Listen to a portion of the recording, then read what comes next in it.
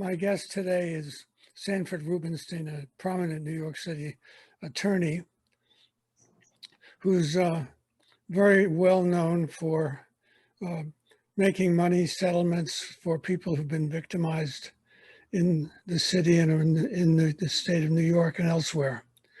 I wanted to begin by talking with you about, I have found by looking through your bio, 4 different situations which I think have resulted in change as a result of what you've done. One of them has to do with a young girl named Vieques Island, who was killed by a DWI driver. And I believe the results were that there were changes made in the law as a result of that occurrence that you might have been part of. The other 3 are the changes in Rikers Island, which have largely been, the fact that it may soon close is largely a result of one of the accounts that you've been involved with. And there was another case where a police officer shot a man and killed him at a party, and now there's laws on the books saying that that there were breathalyzer tests are now required for police officers after a shooting. These are remarkable achievements in the long career that you've had defending people who are not able to raise money to defend themselves. And I wanted to ask you to speak to any one of them. Perhaps you start with Rikers Island. Before I do that, I want to tell you, I'm an admirer of yours, and I have been reading stories that you've written, Dan's papers. As a matter of fact, in 1999, there was a profile of me done in Dan's papers, but I've been watching your work, and I'm just an admirer of yours. And now let me get to the topic. The topic is very simple. What we do as lawyers, yes, we get maximum awards for victims that they're entitled to. What we also do is fight for change so that what happens to one victim doesn't happen to another. And that's a theme that most victims and victims' families who've lost loved ones feel very important about. They don't want what happened to their loved ones to happen to anyone else. So we fight for change. And yes, we've had laws changed in New York State. We've had laws changed in New York City so that people don't get victimized in the way that my clients were. And right now, as a matter of fact, we're fighting for even more significant change. I recently had the honor of testifying before the International Commission on Systematic Racist Police Violence against People of Color in the United States. And right now, here in the United States, we're trying to get change. We're trying to get the George Floyd Justice and Policing Act passed in Washington. It already passed the House of Representatives. We're trying to get it past the Senate. If anyone's listening, write Schumer, tell him you're the majority leader, get those votes you need from the Democrats to pass this act. We're confident Biden will sign it, because what it will do, it will make illegal all over the country chokeholds. It will end immunity for police officers and a number of other things that are very important, so we don't see the kind of tragedy like the tragedy we saw that occurred in the killing of George Floyd. Speak about the changes that occurred as a result of what you become a very public figure in the Rikers Island case. Certainly, that's the Browder case. That was a case where a young man charged with a very minor crime, spent years in jail, ended up committing suicide as a result of being in solitary confinement for so long.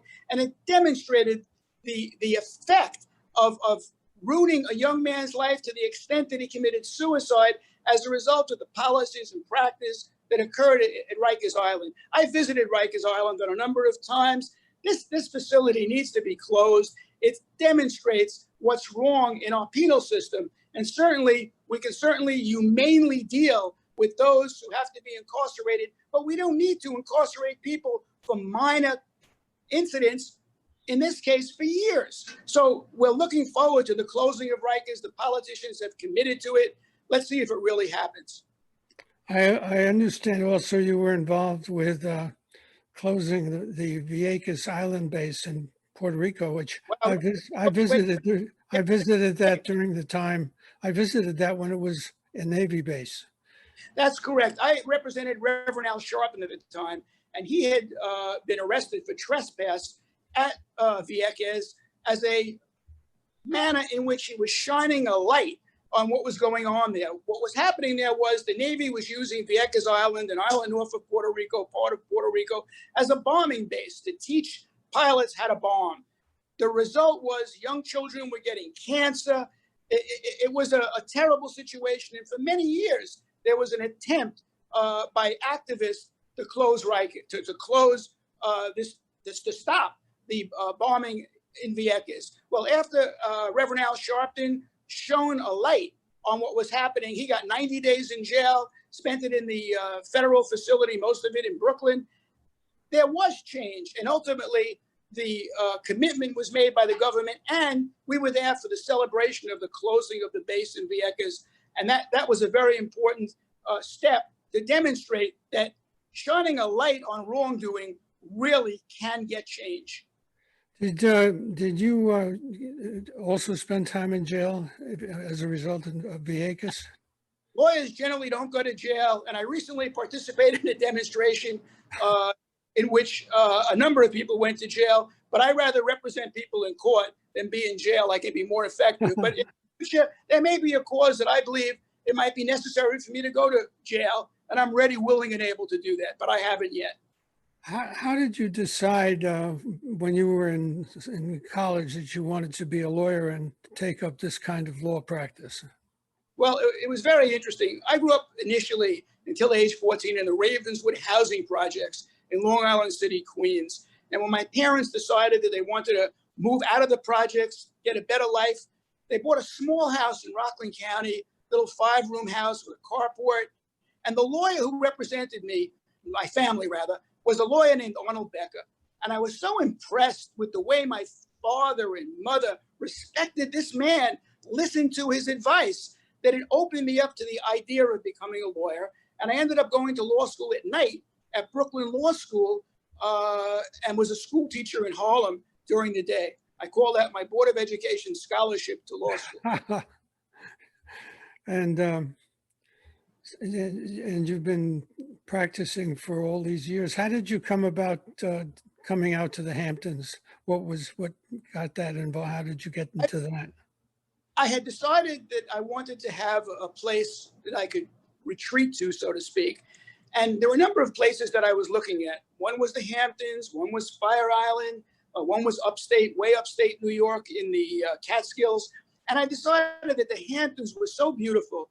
The farms, the cows, the horses, the vegetables that were being grown, and the sea, the ocean, and the beach. It was just so amazing that I picked the Hamptons. And I asked a friend of mine who had a home in the Hamptons where he thought I should try to buy a house.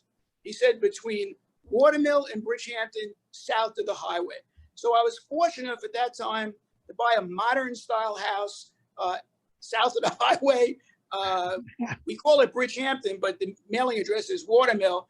And I've lived there now for 33 years, and there's a beautiful horse farm behind me. It's just an amazing retreat, so to speak, to decompress from the work that I do, which is very stressful, but also at the same time, very important to me and very significant, I hope.